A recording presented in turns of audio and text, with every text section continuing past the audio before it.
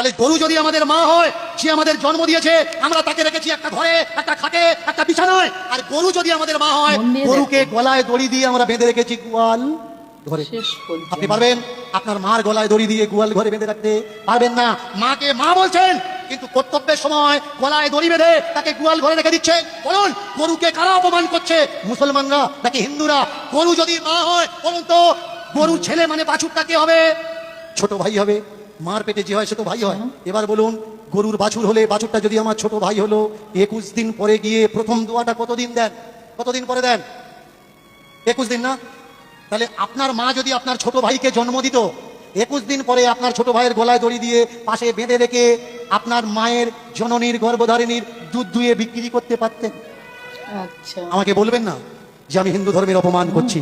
আমি প্রশ্ন করছি, আমি জানি না, আমি অবোধ শিশু, আপনাদের কাছে জানতে চাচ্ছি কোনটা করা উচিত আর কোনটা করা উচিত নয়। বলুন তো, গরু যদি আমাদের মা হবে, অনেকে বলে গরু দুধ দেয়, গরু দুধ দেয়। ভালো করে শুনুন, গরু কখনো দুধ দেয় না।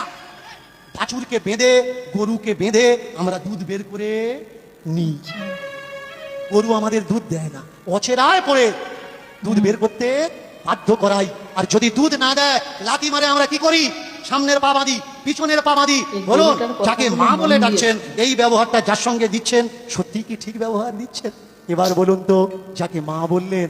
কথায় আছে না, ঘরের শত্রু বিভীষণ হয়। যেখানে মুসলিম ভাইদের বোনেদের এতটা সমস্যা হচ্ছে না, সেখানে আমাদের হিন্দু ভাইদের বোনেদের কত সমস্যা হচ্ছে দেখতে পাচ্ছ। কিছু বলার নেই, তোমরাই কমেন্টে জানিয়ে যেও সত্যি এগুলো।